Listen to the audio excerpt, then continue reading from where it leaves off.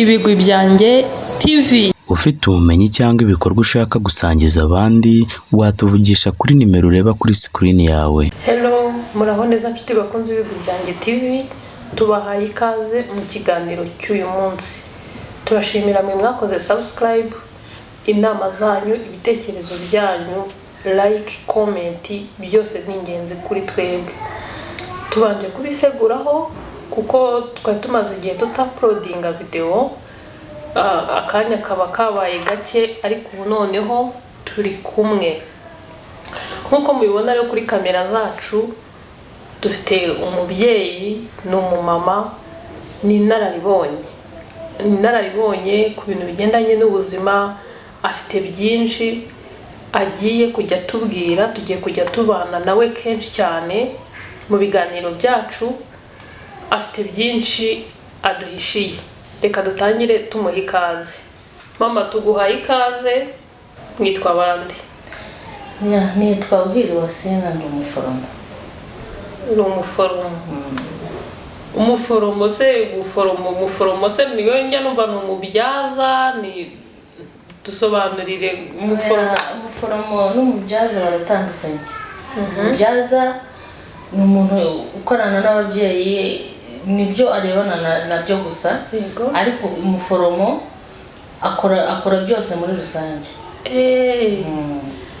Niwe njya numva bavuga ni umunasi. Yego, babitanga abafasha b'abaganga hari sibyo nyine ndumva mubizi. Tuguhaye ikaze cyane, turakwishimiye. Murakoze cyane. Hanyuma rero tuzaniye iki uyu munsi? Ugiye kutubwira kuki? Uyu munsi nari nateguye kuvuga isuku muri rusange. Twese turayizi, ariko hari utuntu duke nagiye mbona abantu benshi bitiranya, akaba nabyo bitera ikibazo muri sosiyete bitewe no kutamenya. Nibyo rero nagize ngo tuganireho, tubwire abadukurikira. Nisengera amatsiko, hari indwara umuntu ashobora kuba yarwara yaterwa n'umwanda? Cyane akenshi indwara nyinshi ahubwo ziterwa n'umwanda, cyane nk'izi ndwara z'uruhu.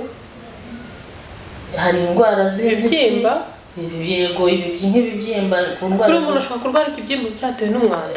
Hari ukuntu iyo umubiri ufite uburyo uteye n'uburyo ugomba gukora bisanzwe no kwitabwaho. Iyo ubuze rero uburyo witabwaho uko bikwiye, hari utuntu tw'utwenge tw'umubiri tubaho. Iyo dukorewe isuku tugakora ibyo tugomba gukora, nibyo ubwirinzi bw'uruhu rugahora rusa neza. Rero iyo utatwitayeho ngo dushobore kuzibuka nk'uko ucyamo duhumeke, nk'ahavamo iyo myanda, ukaba umuntu arwaye ibintu by'ibiheri, asheshe ibiheri ku mubiri, yahora yishimagura, havamo n'ibyo bibyimba. Murakoze cyane. Njyewe indwara z'impiswi zo najyaga nzumva bakavuga ko ziterwa n'umwanda, zo nazemeraga, ariko ntabwo nari nzi ko ibibyimba nabyo bishobora guterwa n'umwanda. Ibibyimba biterwa n'umwanda cyane, kuko hari nk'umuntu ukirwara hano, cyava hano cyakira hamwe kikajya iruhande gutya na gutya. Akenshi biterwa n'aho ariya, sinzi niba amashira biriya bivamo. Iyo aguye ahantu ntihakorerwa isuku neza, hashobora kujya no za mikorobe zikakava hano n'ikindi kibyimba. Bityo rero ukazajya ubona umuntu ahorana ibibazo by'uruhu, ibibyimba bidakira, uyu munsi cyaje aha, ejo cyaje aha, gutyo biterwa n'uburyo aba atacyitayeho neza, cyangwa ajye kwa muganga bamukorere neza uko kigomba kukivura neza, kibe gikize. Hanyuma se urebye nk'umuntu ubundi muri rusange, nk'umuntu akwiye gukora isuku gute kugira ngo yirinde izo ndwara zose, cyangwa nawe akaba yavuga ati nanjye nk'umuntu nzi ko nikorera isuku ihagije? Ubundi umuntu, isuku ya mbere niyo ku mubiri, koga nawe ubwawe iyo woze wumva ko ukeye koko. noneho nyuma yo koga hari ukuntu twishyiraho ibintu byinshi, twisiga amavuta, tukitera amaparufe, twumva ko iyo suku twayikoze cyane. Biriya simvuze ngo ntibikwiye kubaho, biba hari kukaza kumenya ko hari igihe biri bugere bikaba bitagikenewe. N'ubundi ukongera ukaza kubyikuraho, ukoga ukajya muri dushe ukoga kugira ngo umubiri wongere uhumeke. Kuko iyo bigumyemo bituma umubiri udahumeka neza ngo umwuka usohoke, byahura na ya mpumuro twiteye byose, nibwo uzajya uca ku bantu rimwe na rimwe ukumva urabangamira sosiyete, umwuka mubi, kandi akenshi twe tuba twabyongereye. Hanyuma buri muntu ushaka nko gukora isuku neza se yakoga nka kangahe ku munsi? Ubu ngubu wenda njye navuga ngo gatatu. Uramutse ubonye umwanya mu gitondo uvuye mu buriri utegetswe koga,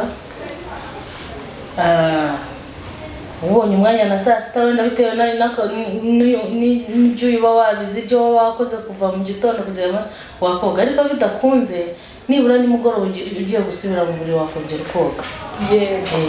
Kuko uba wiriwe mu bintu byinshi, umubiri watakaje, wasohoye imyuka myinshi, wahuye n'ibintu bitandukanye. Biba byiza rero wongeye koga, amazi aba ahari kugira ngo ntuze no kubangamira, cyane cyane nk'abamama tuba dufite abo turarana nabo, ntujye no kubangamira uwo muri burarane.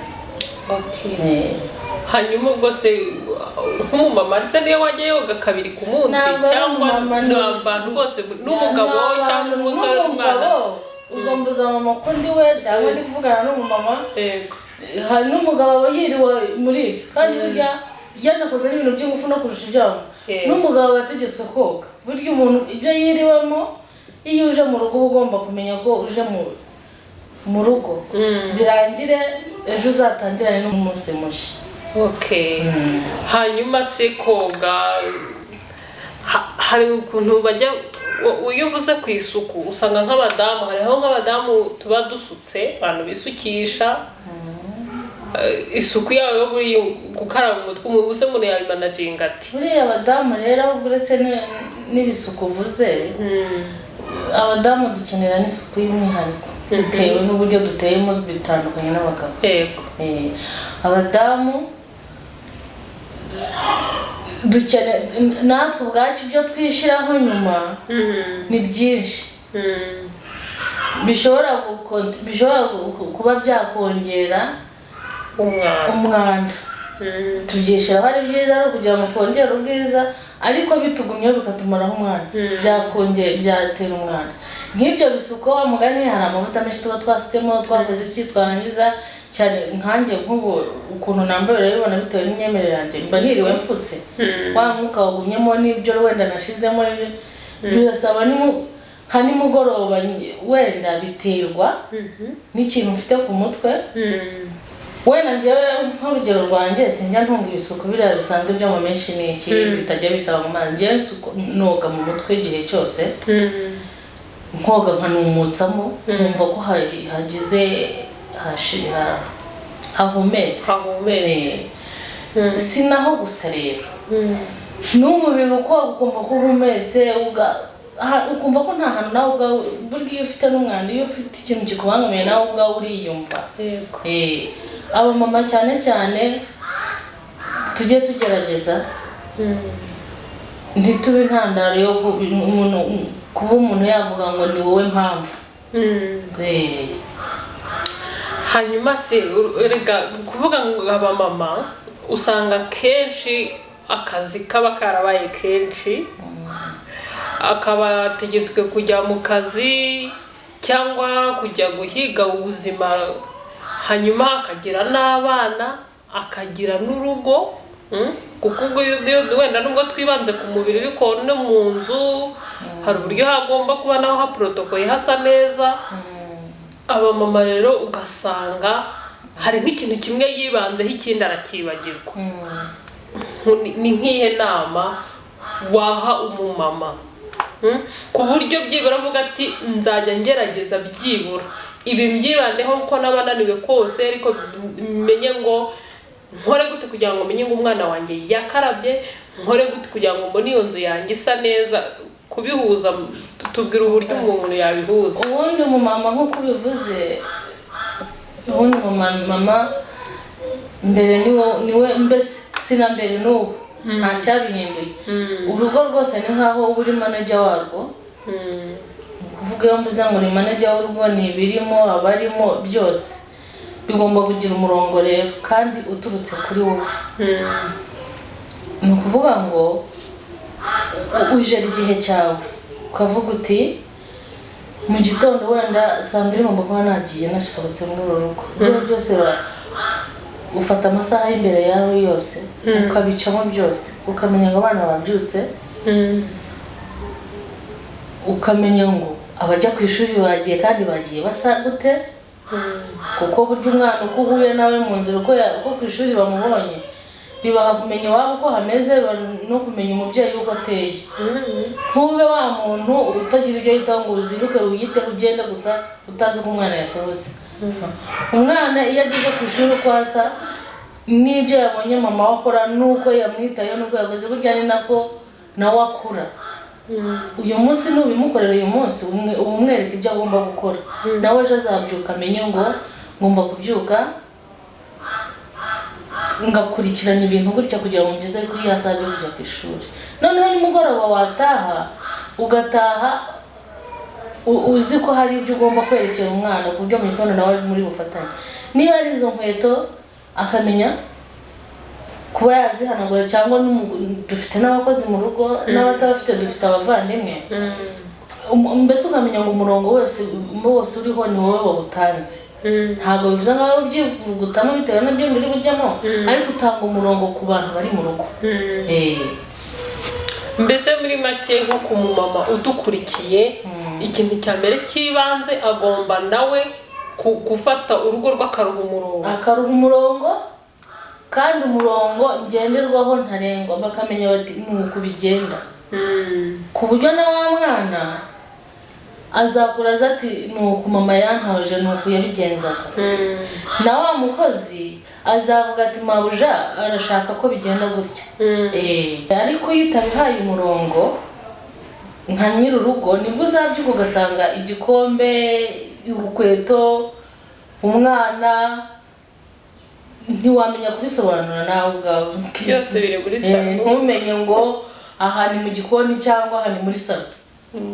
Ariko iyo wabigerageze guhe buri muntu inshingano ze, umwana ukamubwira uti nawe ugomba gukora iki n'iki, umukozi akamenya icyo akora, nawe uzitegura uzi uti nibura ninsohoka mu cyumba nangiye gutegura hari ibyo ndi bufatireho ndi busange uko bimeze, nkomeze gahunda zanjye ntagire igipfu.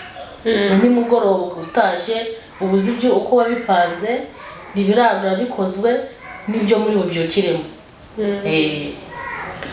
Hari ababyeyi usanga bafite abana ariko bakavuga ngo umukozi azajya akora ibintu byose. Ese buriya nk'umwana nta kuntu wamutoza wenda akajya agira utuntu duke yikorera, yifurira cyangwa yihanagurira, aho kuvuga ngo byose tuzagenda dufate izo nshingano tuzishyire ku bakozi. Birashoboka kuko ni na byiza, ni nako bikwiye, kuko umukozi ibyo byose nawe ni umuntu waje gupagasana. Ntabwo uzamurekera ibintu byose ngo agutoreze n'abana uburere. Niho uzasanga abana ntaho bataniye n'abakozi. Umukozi kandi burya abakozi tujye tunabimenya uko bajya mu ngo nyinshi bagenda bahakura ibintu byinshi.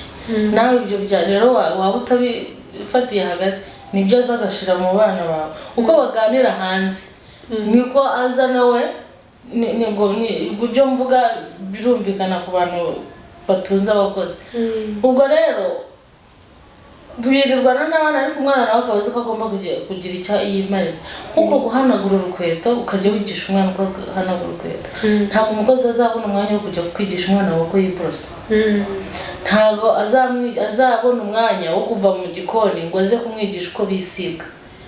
Nibyo izo ni inshingano zawe nk'umumama. Nubwo ufite umukozi jya umenya ko ufite izindi nshingano kandi uzanabazwa n'imbere y'Imana. Burya uburere bw'abana bacu tuzabubazwa kuko buri mushumba ngo azabazwa ibyo yaragijwe azabazwa intama intama ze mbese noneho mu ntama dufite iza mbere ni abana Imana yaduhaye yego abo bana rero uburere bwabo imibereho yabo imbere habo hazaza ni wowe bagomba gukomoraho niba bikunaniye rero ntuzavuge ngo wa rubanda niwe uzaza kukwigishiriza ntabwo bishoboka umuntu atanga icyo afite natekereza ko n'ejo bundi uzaba udahari umwana wawe se bizamugendekera ese wazatunga gute bazamukomoka ngayo nguko niyo mpamvu tugomba kwiga abana nubwo tubaha umukozi nubwo tugomba gutunga umukozi wo kudufasha kubera ko tudahari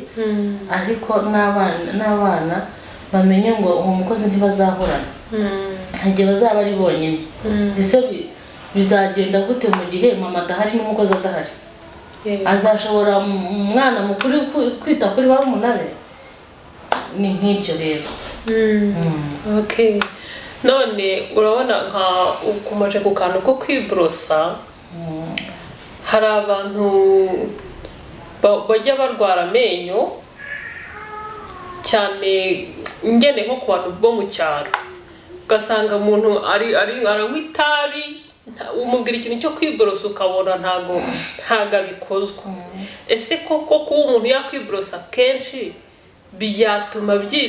bituma hakwirindwa indwara zo mu kanwa cyane ariko cyane ubundi kwiborosa ni imwe mu miti y'amenyo yego ariko abahanga cyangwa abashakashatsi cyangwa abashinzwe abize cyane ku by'amenyo batubwira ko mu kanwa habamo za mikorobe nyinshi yego noneho kubera n'intoza mikorobe zikunda utuntu tw'isukari ibiryo turya byose biba bigizwe n'amasukari murabizi akenshi iyo bigumyemo ntibivemo bituma za mikorobe zikunda isukari zihita zinjira mu menyo nyine kandi burya aha mu kanwa dufite niho hari n'inzira imanuka mu nda mu gifu muri izo nzira zose iyo mikorobe ziba nyinshi mu kanwa nta kabuza n'ahandi hose ko zahagera birumvikana rero byiza abahanga cyangwa abashakashatsi babonye ko nibura umuntu yiborosheje 3 ku munsi uko kwa kundi turya nyine urabizi ko mu gitondo hari ni breakfast saa sita lunch na dinner na supper ya nimugoroba buri nyuma yo kurya nibura wakagombye kuborosa ugakuramo ibyo byinjiyemo ibyo byagumyemo umaze kurya ukabikuramo n'uburoso bw'amenyo n'umuti wawe wabugenewe ukirirwa umeze neza mu kanwa saa sita wamara kurya n'ubundi ukibuka ko icyo gikorwa kigomba gukora na nimugoroba ukaryama umaze kwiborosa tugakomerezaho gutyo mu gitondo saa sita nimugoroba nk'uko nyine ubuzima bupanzwe na gahunda z'ubuzima zipanzwe bivuze ngo umuntu agiye amara kurya akiborosa aba afite amahirwe make yo kuba yarwara indwara zo mu kanwa kugira ibibazo byo mu kanwa rwose n'impumuro mbi n'iki byose uba wabirwanyije yego tukiri aho hari abantu bajya barwara indwara numva ngo ni igikara ugasanga rimwe na rimwe bamwe bakavuga ngo ni uburwayi abandi bakavuga ngo biterwa ngo no kudakaraba cyane ngo ntabwo ngo yiyitaho ese iriya ndwara yo yabiterwa n'umwanda mukeya hari indwara ziterwa n'umwanda mukeya n'ibyo bintu by'impumuro mbi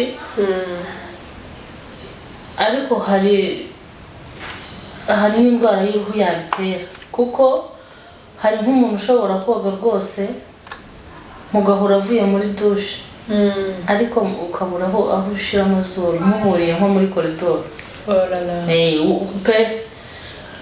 icyo gihe rero ni indwara y'uruhu ni indwara y'uruhu hari abaganga babishinzwe babizi ubwo burwayi bari specialize muri ubwo burwayi ndumva barabivura ni indwara ivurwa iyo ngiyo ariko yindi iterwa n'umwanda ni kwa kundi nabitangiye mvuga uburyo ubwacu dushobora natwe kubyiyongerera ikibazo kibaho ni kimwe gusa nuko umuntu wenda ushobora kuba afite iyo ndwara atajya yimenya adashaka kumenya ko abangamira sosiyete ariko waramutse wowe wamumenye ko ari ukamwegera ukabimubwira neza mu kinyabupfura nawe nta cyatuma atajya kwivuza.